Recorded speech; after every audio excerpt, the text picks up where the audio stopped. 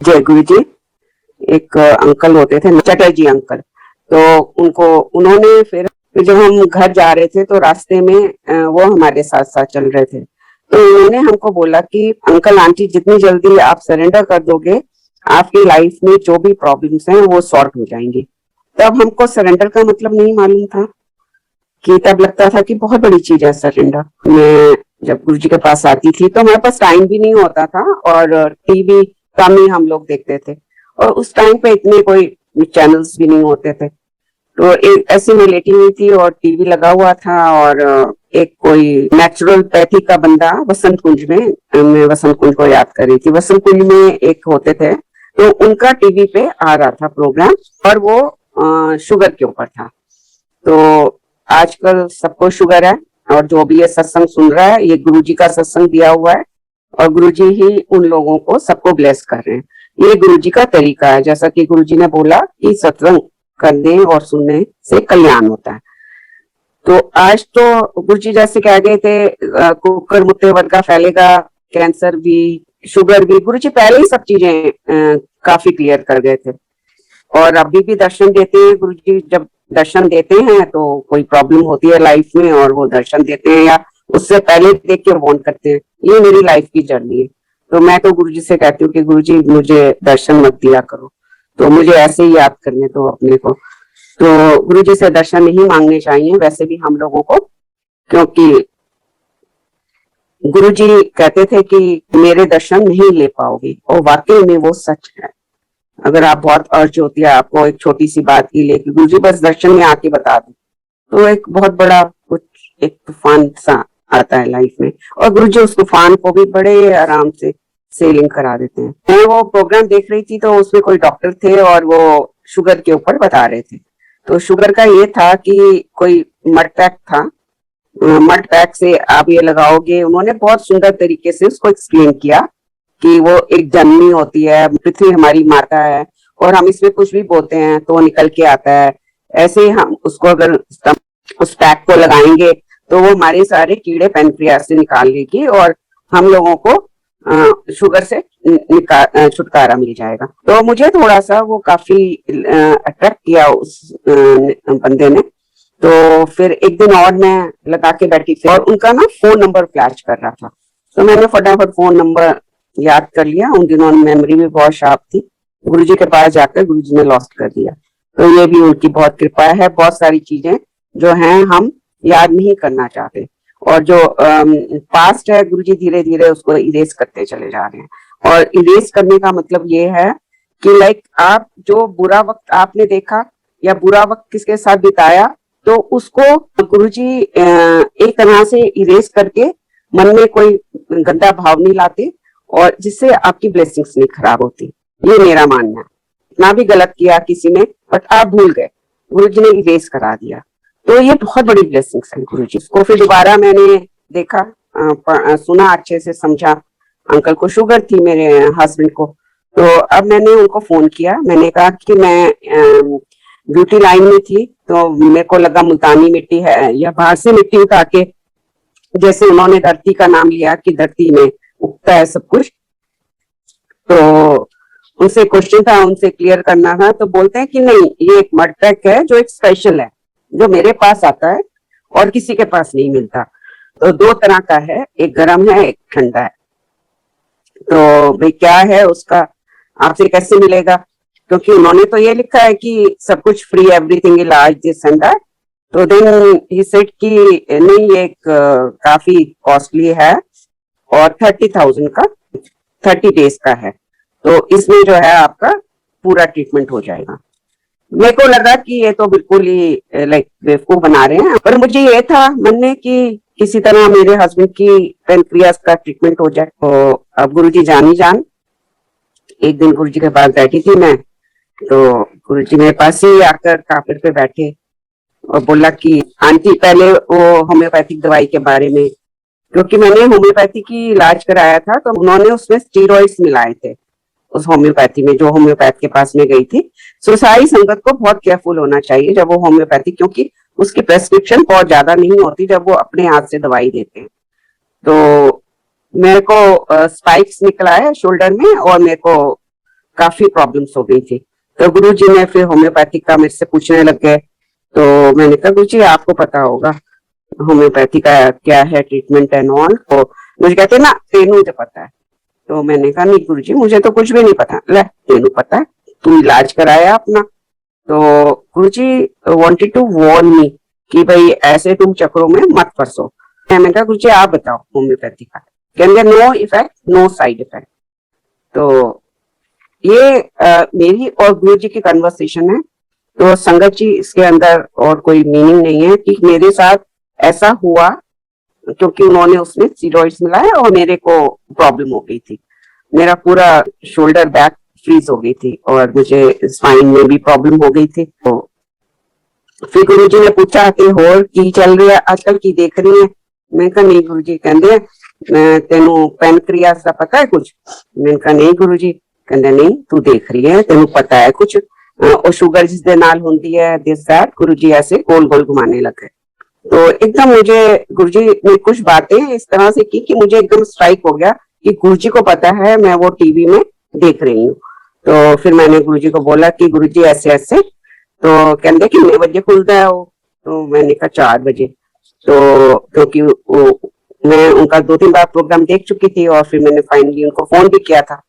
तो सुबह 4 बजे। तो कहते चल मेरे ते ट्राई कर ले ते सवेरे इथों ही चले जाना नाल सिंगला अंकल नु ले जाई ते उत्थे जाके सवेरे खुलेगा ते लेके आ जाना ते मेरे ते ट्राई कर ले। अब उसका क्या मतलब था। पैनक्रियास का ट्रीटमेंट गुरुजी ने अगर अपने ऊपर करवाया है तो मीन्स ये सब लोगों के जो सुन रहे हैं सत्संग तो उनका ही ट्रीटमेंट है ये आज की तारीख में जो गुरुजी मुझे फील करा रहे हैं। सुबह एक्चुअल में मेरे बेटे की सर्जरी होनी थी साइंस की। तो मुझे चंडीगढ़ गुरुजी ने बोला था उत्थे करानी है। तो सिंगला अंकल ने रास्ते में मुझे क्वेश्चन किया कि आंटी आप ये तो रहे हो पैक ये 1 महीने का तो आप तो अवेलेबल ही नहीं हो 1 महीने के लिए आप क्या करोगे आप तो चंडीगढ़ जा रहे हो। तो मैंने बोला कोई नहीं अंकल मैं मैनेज कर लूंगी। तो फिर खैर हम लोगों ने वहां जाकर वो पैक लिया और फिर हम लोग आए और गुरुजी ने फिर मुझे बोला कि तू 12 बजे आ जाए। तो अभी मैं पार्क में हूँ। तो मैं 12 बजे वहां आ गई मैं और मेरे अंकल और गुरुजी अपने रूम में ले गए हमको और सिंगला अंकल भी वहां थे। गुरुजी लेट गए और बोले कि हूं मेरे से ट्रीटमेंट शुरू कर। तो ट्रीटमेंट थोड़ा लंबा था उसमें हमको पैक बनाना था फिर उसको लगाना पहले गर्म टॉवल ठंडा टॉवल इस तरह से कुछ था चक्कर। तो वो सब कराते कराते गुरुजी ने 2 या 3 दिन मुझसे कराया फिर बोला कि हूं तू चली जा चंडीगढ़। तो गुरुजी को पता था कि मेरे बेटे की सर्जरी है। वो मेरी एक परीक्षा थी कि मैं उसको कैसे लेती हूँ।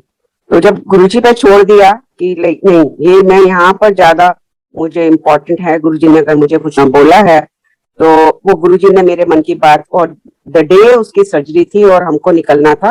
गुरुजी ने उसी दिन हम लोगों को कह के कि भाई अब और कोई कर लेगा। 2 या 3 दिन उन्होंने कराया और गुरुजी ने हमको भेज दिया। तो ये है गुरुजी। गुरुजी आपके मन की बात को समझते हैं आपके दिमाग में क्या चल रहा है और उस ट्रीटमेंट से till today my husband is with us. और आज जो भी सुन रहे हैं क्योंकि गुरुजी ने ये भी बोला था पैनक्रियास का कोई ट्रीटमेंट नहीं होता पर उसको एक मोहर लगाने के लिए कि मैं कुछ भी कर सकता हूँ और रब दे हाथ में जाएगा। बाकी सब चीजों का इलाज है पैनक्रियास का इलाज नहीं है और रब दे हाथ में जाएगा। तो गुरुजी रब हैं। गुरुजी रब के रूप में हम सबके बीच में आए और उन्होंने हमको ये अपॉर्चुनिटी दी कि हम रब को देख सके रब से कुछ सीख सके रब से कुछ ले सके। तो ये गुरुजी की हम सारी संगत के ऊपर बहुत बड़ी ब्लेसिंग्स है। कोई भी अगर किसी एक इंसान को आप लोगों के आगे बिठा दिया जाए और बोले ये रब है तो आप उसको रब नहीं मानोगे। बहुत सारी संगत आई बहुत सारी संगत विद गुरुजी ग्रेस गुरुजी ने बोला लेके आनी है और वो आ जाते थे 1 या 2 सत्संग सुन के और वो लोग टिकते ही नहीं थे। कई लोग टिकते थे कई टिके तो ऐसे पक्के टिके कि आज सत्संग शेयर कर रहे हैं वो लोग और बहुत लोग भागते। तो गुरुजी जब उनसे मिलवाने का मुझे मौका मिलता था तो गुरु जी कहते थे ए हुन एक या दो बार आएगा या आएगी, ए मुड़ के नहीं आएगी, हुन ए बाद में आएगी या आएगा। तो हम सोचते थे 1 साल बाद 2 साल बाद लाइक तब आ जाएंगे ये लोग, पर बाद का टाइम हमको नहीं मालूम था कि ये वाला टाइम है, ये वाला टाइम जो गुरुजी ने हमको दिया, आज सारी दुनिया को दिया। मेरी लाइफ का सबसे बड़ा सत्संग यही है कि आने वाले टाइम में लाइना लगनगियां। गुरुजी ने हम लोगों की फैमिली में ही सब कुछ करके दिखाया, लेख मिटाया, सेम बर्थ में न्यू बर्थ दिया। गुरुजी ने मेरे इमीडिएट परिवार में ही ये सब कुछ किया। मेरी डॉटर इन लॉ को जबकि वो गुरुजी को नहीं मिली, उसको दर्शन देके उसकी डेस्टिनी रीराइट करी, इतना कुछ किया, पर लेकिन मैं ये इसके कोई प्रूफ नहीं है, लेकिन हाँ मैं फील कर सकती हूँ कि गुरुजी ने किया, करके दिखाया उन्होंने ये सब कुछ। और बट मेरे पास एक ही प्रूफ है आप लोगों के लिए कि मैं गुरुजी को देखा करती थी। मैं गुरुजी से कभी डर नहीं लगा। हाँ, गुरुजी डांट ना दे, कोई हम उनकी आज्ञा में अवहेलना हो जाए या कोई हम ऐसी गलत बात कर लें तो उस बात से डर लगता था, लेकिन गुरुजी को मैं देखा करती थी। बहुत लोगों ने क्वेश्चन भी करते थे कि आप कैसे उनकी आंखों में देख लेते हो, तो वो भी गुरुजी की ब्लेसिंग्स थी। मुझे डर नहीं लगता था, मैं दिखती थी उनको। तो गुरुजी ने एक दिन मुझे ऐसे उंगली करके बोला कि भाटिया आंटी जिनने मेरे दर्शन करने कर ले, आने वाले टाइम में लाइना में लगोगे और दर्शन भी नहीं होंगे। तो कपल ऑफ वीक्स में आई थिंक गुरुजी मनुष्य रूप छोड़ जाते। तो उस समय वो बात मुझे मेरे लाइक लगी कि मजाक है। तो गुरुजी मुझे माफ करना कि आपका वचन को मैंने मजाक लिया, क्योंकि जब हम गुरुजी के पास आए तो 70, 80, 100 ऐसे संगत होती थी, 60 से 100 के बीच में। और जब गुरुजी ने ब्लेस किया कि संगत लेके आनी है, इसके ऊपर भी एक सत्संग है कि मेरा बिजनेस था तो मैं वहां पर गुरुजी का स्वरूप दिया हुआ था, गुरुजी ने वो लगा हुआ था, मेरे गले में पेंडेंट भी था। वो भी सिंगला अंकल मुझे बुला के सोफे के पीछे लुक के बैठी है करके लेके आए थे नीचे। तो इसका भी एक सत्संग है। तो वो गुरुजी ने दिया तो गले चेन के साथ था और बिल्कुल एकदम गले के ऊपर ऊपर ही दिखता था, चाहे कितना भी हाई नेक का वो कपड़ा पहन लो, सूट पहन लो, पर वो पेंडेंट विजिबल होता था।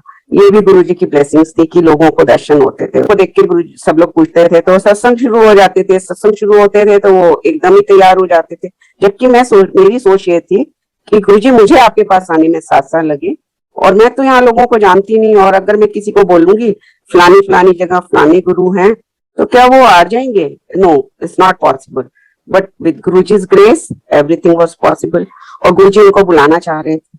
गुरुजी को पता था मेरे आसपास कौन है और उनको किस चीज के लिए ब्लेस करना है गुरुजी ने। चाहे एक बार, ये जरूरी नहीं है एक ही बार कोई आया तो ब्लेस होकर नहीं गया, तो वो तब भी ब्लेस होकर गया और गुरुजी ने उनको बुलाया था।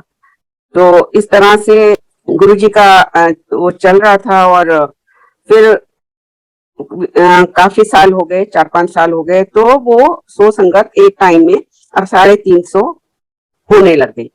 तो 350, 400 तो ऐसे लगता था, क्योंकि एम्पायर स्टेट का हॉल कोई बहुत बड़ा नहीं है, तो कोई बाहर खड़े हैं, कोई ऊपर हैं, कोई कैसे कंजस्टेड हो जाता था काफी। तो ऐसे लगता था पता नहीं पूरी दिल्ली ही उठ उठ के आ रही है, 300-350। बट होता यही था कि इतनी गिनती। तो फिर मैंने ये अपना दिमाग लगाया कि गुरुजी 101 लोगों से अब 300-350 वन टाइम सिटिंग में आ रहे हैं, तो लाइनें कौन सी लग जानी है इतने सालों में? अभी तो कुछ ऐसा हुआ ही नहीं। और with in couple of days में गुरुजी मनुष्य रूप छोड़ गए। मनुष्य रूप छोड़ गए तो बैक टू स्क्वायर वन हो गया कि मंदिर में खड़े होके संगत बोलने लगी कि तुम यहाँ अपना टाइम खराब कर रहे हो और फलानी जगह गुरुजी हैं द्वारका में। और विद गुरुजी's ग्रेस मुझे गुरुजी ने नहीं कहीं जाने दिया। ये मैं उनकी सबसे बड़ी ब्लेसिंग अपने ऊपर ये मानती हूँ।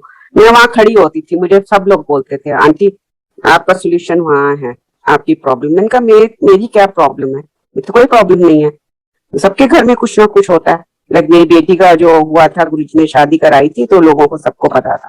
तो ऊपर चंद्रमा था और गुरुजी ने मुझे बोला था मैं तेरे को मून में दिखूंगा। बहुत लोगों को बोला ये वाली बात, पर मुझे एक चीज और बोली गुरुजी ने, तू मुझे सूरज में भी देख सकती है अगर देखना चाहेगी तो। और वाकई में वॉक करते हुए मैं कभी सूरज की तरफ देखती हूँ तो मैं सूरज को देख सकती हूँ। ये नहीं तो सूरज की तरफ आप नेकेड आंखों से नहीं देख सकते। बट गुरु जी की इतनी ब्लेसिंग्स की गुरु जी ने बोला तो वो चीज पॉसिबल है। तो ऊपर चंद्रमा था, मैंने बोला कि मेरी प्रॉब्लम है भी या नहीं भी तो वो गुरुजी देखेंगे खाली, और गुरुजी यही हैं इसी मंदिर में, क्योंकि गुरुजी ने बोला था कि मैं अपनी सारी शक्तियां उस बड़े मंदिर में छोड़ के जा रहा हूँ। जो मेरा गुरुजी ने मुझे लास्ट 10-15 मिनट अपने पास बिठाया, उसमें बहुत चीजें समझाई और ये बोला कि जो भी नई संगत लानी है बड़े मंदिर हो। और उस टाइम एम्पायर स्टेट बंद भी हो गया था कुछ टाइम के लिए, तो तब बड़े मंदिर लेके जाना नवी संगत नू, क्योंकि गुरु जी का मुझे आदेश था, मेरे 2 दिन फिक्स थे, और 2 दिन मतलब हफ्ते में कोई भी 2 दिन, और अगर नई संगत लेके आएंगी तो तू आ सकनी है। तो अब मैं कहूँ कि गुरुजी तो 5 दिन बड़े मंदिर होते हैं बड़े फंक्शनों में, और क्या अब खाली नई संगत 5 दिन जाएगी, बाकी दिन अब मेरे सब कट गए। तो बट वो गुरुजी का आना धरती पर, गुरुजी का जाना, भगवान का आना, भगवान का जाना, भगवान अपने आप तय करता है, और वो कोई भी सर्कमस्टांसेस बने कैसे भी बने, हम लोगों को उस चीज पे नहीं जाना चाहिए।